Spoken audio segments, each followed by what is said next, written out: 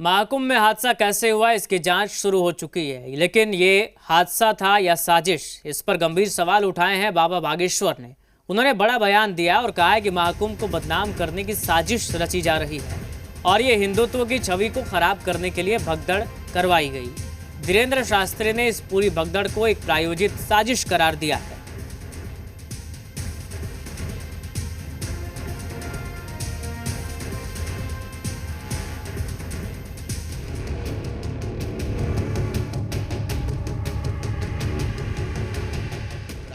षड्यंत्र है, दुखद है, हृदय विदारक है और अकल्पनीय है, पर इसके पीछे बहुत बड़ी साजिशें हैं। हमें बदनाम किया जाता है, हमें प्रयास किया जाता है कि जैसे जो शत्रु हमारे होते हैं वो कैसे हमें बदनाम करें। महाकुंभ में मची भगदड़ एक साजिश का हिस्सा थी।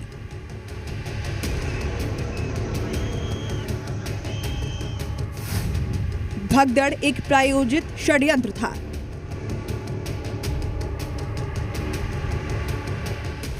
क्या भगदड़ के जरिए महाकुंभ को बदनाम करने की प्लानिंग थी? ये सवाल वो हैं जो बार बार उठ रहे हैं। न सिर्फ आम जनता के मन में, बल्कि संत समाज के कई लोग इसे दोहरा रहे हैं।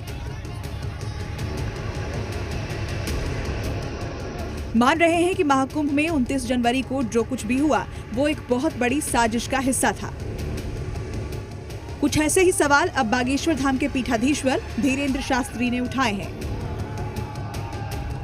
धीरेन्द्र शास्त्री के मुताबिक एक सोची समझी साजिश के तहत ये भगदड़ मचवाई गई। प्रायोजित षड्यंत्र है, दुखद है, हृदय विदारक है और अकल्पनीय है, पर इसके पीछे बहुत बड़ी साजिशें हैं। भीड़ तो कारण है ही है, पर इसका कुछ ना कुछ साजिश का हिस्सा है जो छोटी-छोटी घटनाओं को इशारा करके हिंदुत्व की छवि को खराब करवाना चाहे। धीरेन्द्र शास्त्री के मुताबिक हिंदुत्व की छवि को खराब करने के लिए एक बड़ी साजिश रची जा रही है। कुछ ऐसा ही उन्होंने एक दिन पहले भी कहा था, जिसमें उन्होंने इशारा किया था कि कैसे धर्म विरोधी इस भगदड़ को लेकर लगातार बातें कर रहे हैं। संगम के किनारे जो घटना हुई वो बड़ी हृदय विदारक है और निश्चित रूप से इस घटना से धर्म विरोधियों को बोलने का मौका मिला, तरह तरह की टिप्पणियां करने का मौका मिला। धीरेन्द्र शास्त्री जो कह रहे हैं उसका मतलब समझिए। सनातन के सबसे बड़े आयोजन में जिसकी बातें दुनिया तक जा रही है, जिन इंतजामों को देखकर दुनिया हैरान थी, वहां एक भगदड़ मची और विरोध के तमाम सुर एक्टिव हो गए।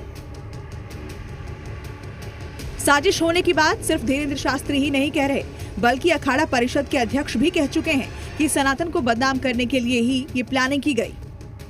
हमारे मेला क्षेत्र में बहुत बड़ा दुष्प्रचार फैलाया गया और छोटी सी घटना को बहुत बड़ी घटना दिखाया गया, जिसके लिए हम सब दुखी है।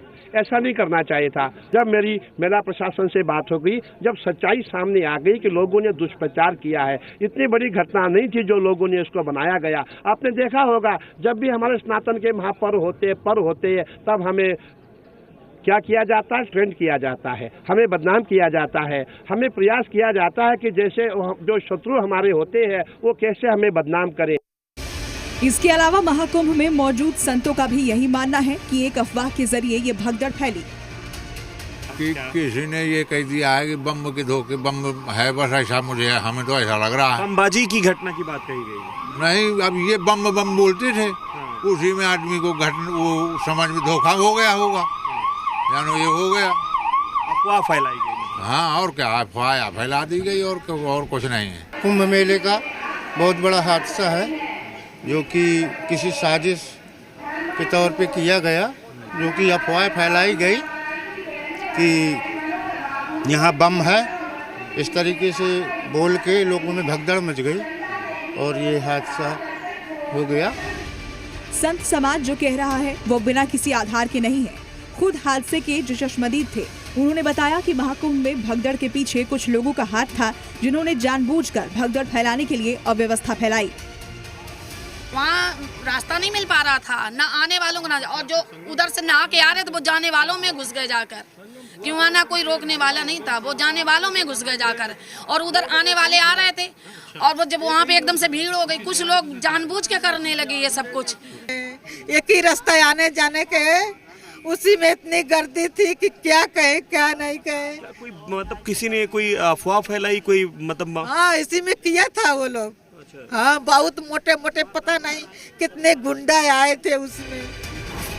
ऐसे में सवाल है कि अगर साजिश हुई तो ये साजिश रचने वाले कौन थे? महाकुंभ में भगदड़ मचाने के लिए क्या कई लोग भीड़ में दाखिल हुए थे? इन्हीं सवालों के जवाब जानने के लिए अब इस पूरे हादसे की जांच शुरू हो चुकी है। वजह जानने के लिए न्यायिक आयोग गठित किया गया है, जो कि काम शुरू कर चुका है। खुद योगी आदित्यनाथ ने हादसे के बाद इसके गठन का ऐलान किया था।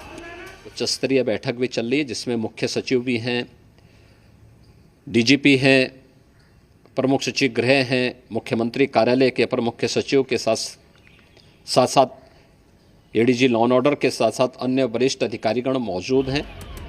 मुख्यमंत्री के निर्देश पर जांच प्रयागराज में भी शुरू हो गई है। कल प्रदेश के डीजीपी प्रशांत कुमार और चीफ सेक्रेटरी प्रयागराज पहुंचे थे, जहां उन्होंने भगदड़ की जगह पर जाकर जांच की थी।